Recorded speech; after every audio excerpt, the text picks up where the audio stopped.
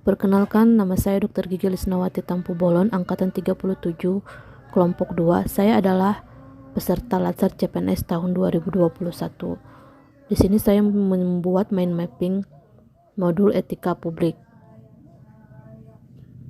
Pada pemaparan etika publik ini, saya akan memaparkan tentang pengertian etika, kode etika dan etika publik, kode etik ASN, nilai dasar etika publik, dimensi etika publik, tuntutan etika publik dan kompetensi, perilaku pejabat publik.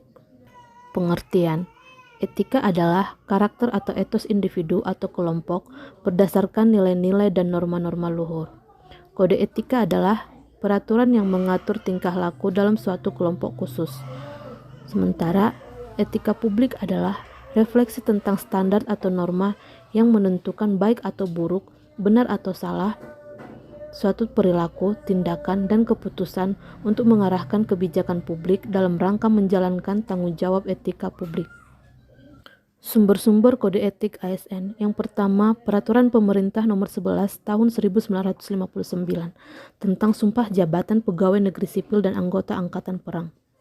Yang kedua, Peraturan Pemerintah Nomor 21 Tahun 1975 tentang Sumpah Jabatan atau Janji Pegawai Negeri Sipil. Yang ketiga, Peraturan Pemerintah Nomor 30 Tahun 1980 tentang Peraturan Disiplin Pegawai Negeri Sipil. Yang keempat, Peraturan Pemerintah Nomor 42 Tahun 2004 tentang Pembinaan Jiwa Korps dan Kode Etik Pegawai Negeri Sipil.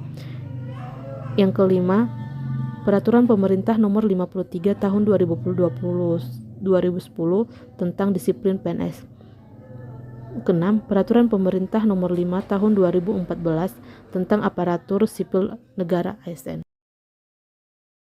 Kode etik ASN diantaranya melaksanakan tugas dengan jujur, bertanggung jawab, dan berintegritas tinggi. Yang kedua, melaksanakan tugasnya dengan cermat dan disiplin. Ketiga, melayani dengan sikap hormat, sopan, dan tanpa tekanan.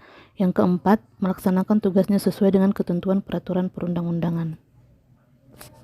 Adapun nilai-nilai dasar etika publik PNS yaitu tertuang pada Undang-Undang Nomor 5 Tahun 2014, yaitu pertama, memegang teguh ideologi Pancasila, yang kedua, setia dan mempertahankan Undang-Undang Dasar Negara tahun 1945 serta pemerintah yang sah. 3. Mengabdi kepada negara dan rakyat Indonesia. Keempat, menjalankan tugas secara profesional dan tidak berpihak.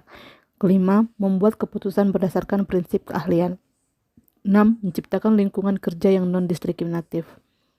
7. Memelihara dan menjunjung tinggi standar etika yang luhur. Ke-8. Mempertanggungjawabkan tindakan dan kinerjanya kepada publik. 9. Memberikan layanan kepada publik secara jujur, tanggap, cepat, tepat, akurat, berdaya guna, berhasil guna, dan santun. Dimensi etika publik ada 3, yaitu dimensi kualitas pelayanan publik, yang kedua, dimensi modalitas, yang ketiga, dimensi tindakan integritas publik. Dimensi kualitas pelayanan publik adalah moral dalam etika publik menuntut lebih dari kompetensi teknis karena harus mampu mengidentifikasi masalah-masalah dan konsep etika yang khas dalam pelayanan publik. Dimensi modalitas, di mana pemerintahan harus mempertanggungjawabkan secara moral, hukum, dan politik atas kebijakan dan tindakan-tindakannya kepada rakyat. 3. Dimensi tindakan integritas publik.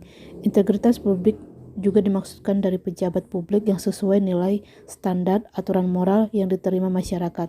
Integritas publik juga merupakan niat baik seseorang pejabat yang didukung oleh institusi sosial seperti hukum, aturan, kebiasaan, dan sistem pengawas.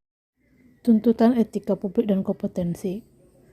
Pelayanan publik yang profesional tidak hanya membutuhkan kompetensi teknik dan leadership, namun juga kompetensi etika. Tanpa kompetensi etika, pejabat cenderung akan menjadi tidak peka, tidak peduli, dan diskriminatif, terutama pada masyarakat kalangan bawah.